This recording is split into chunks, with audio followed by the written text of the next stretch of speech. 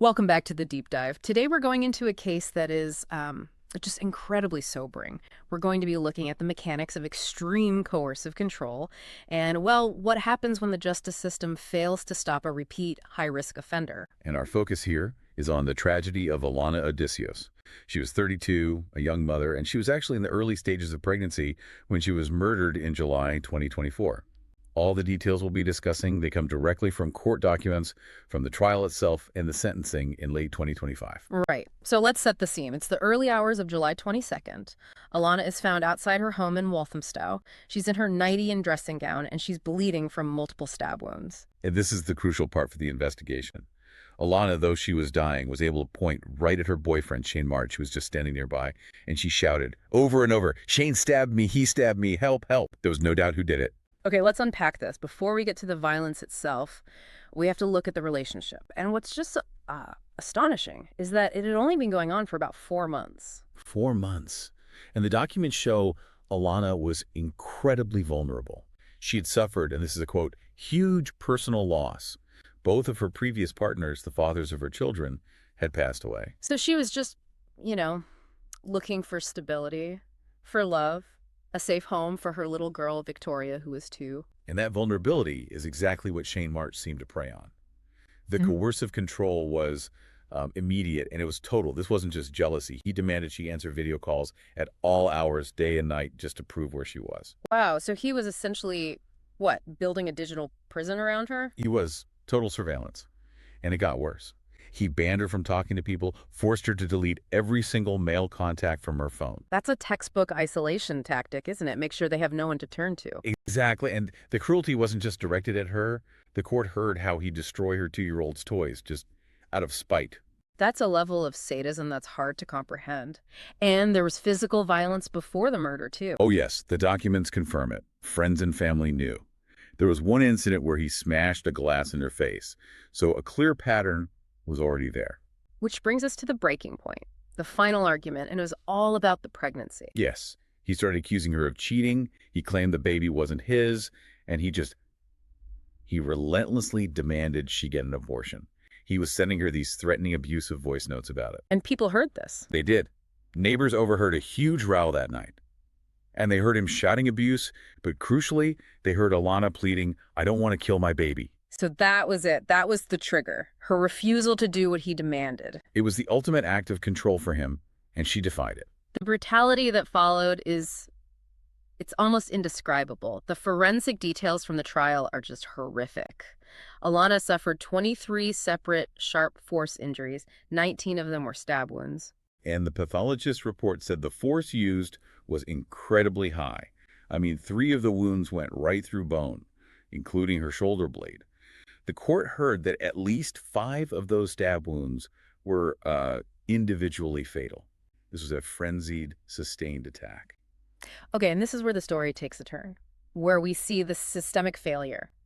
Because there was a critical piece of information that the jury at first was not allowed to hear. Right, and that fact was that Shaine March was already a convicted murderer. He was a lifer. A lifer, so he was out of prison on a life license. Exactly, meaning he's technically serving a sentence for life, but out in the community, and can be recalled to prison at any time if he breaches his conditions. Wait, a second murder?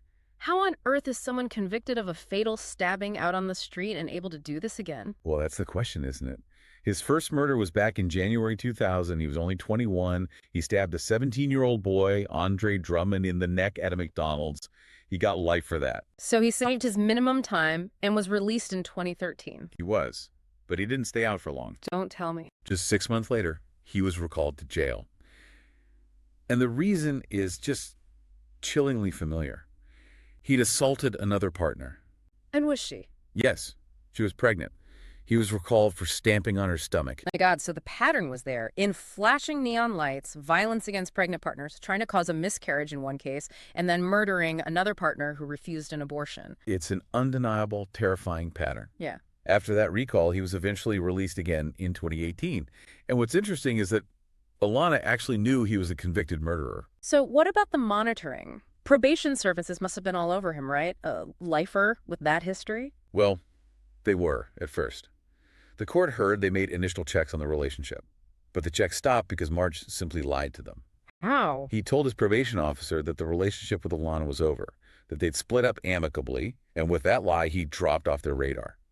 The system didn't verify it, and that allowed the abuse to escalate completely unchecked. So this wasn't some random act of violence. It was the final, lethal step in a pattern he'd been demonstrating for years. Precisely. Okay, let's look at what he did right after the murder, because his actions speak volumes. He didn't try to help her. He didn't call for an ambulance. He just walked away. And immediately went into self-preservation mode. Covering his tracks, he got rid of the kitchen knife, his bloody clothes, and crucially, 3 mobile phones, including Alana's, all dumped down a drain. Which speaks to a clear, calculated mind. He's trying to destroy evidence, but at the same time, he couldn't seem to stop himself from confessing. No, it's like he needed to boast about it. Police found these unsent voice notes he'd recorded. One of them was to his mother. Just matter of fact. I just killed a woman, and I'm going back to jail. He was arrested soon after at a place called Cream's Cafe, and his behavior there was just Utterly depraved. He told the staff he'd killed his wife and child. When police arrived, he was, and I'm quoting the reports, laughing manically, shouting at them. And what was he shouting? I did it. I killed her, Alana Odysseos. I killed her, ha-ha. And then later, boasting, I don't fing regret nothing. I'm a fing demon. That's not remorse, that's pure pride. And all of that must have played into the trial. He initially tried to plead diminished responsibility, didn't he? He did, claiming an abnormality of mind, partly from some teenage brain injury. But that defense completely fell apart. Because of the evidence disposal? Exactly. The prosecution just pointed to it. Dumping the phones, the knife.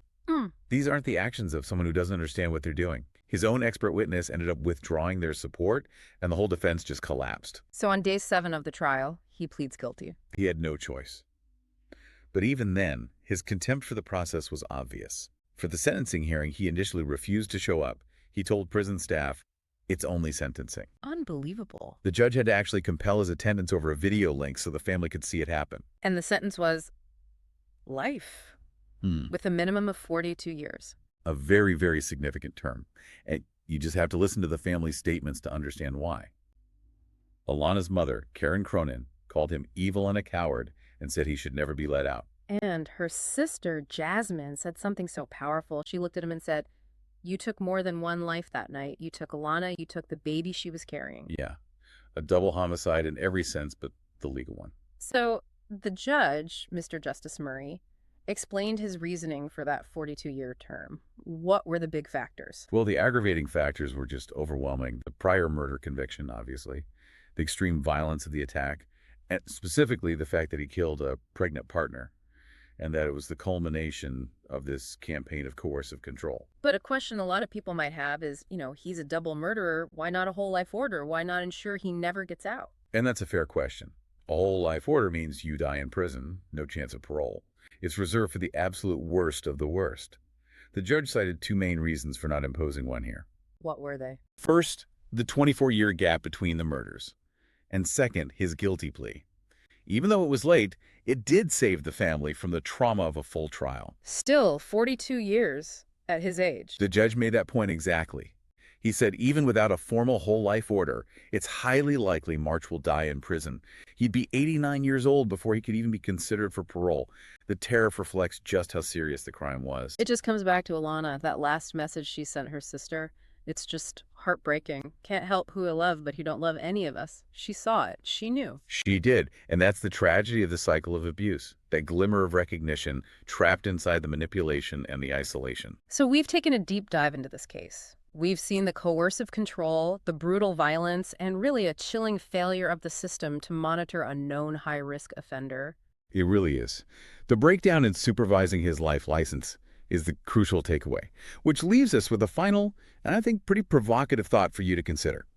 Given March's history, his specific targeting of pregnant partners, his absolute lack of remorse, what does the decision not to give him a whole life order tell us about how our justice system weighs things like a guilty plea against the need for permanent public protection from the most violent domestic abusers? A profound question to take with you. Thank you for diving deep with us today. We'll see you on the next deep dive.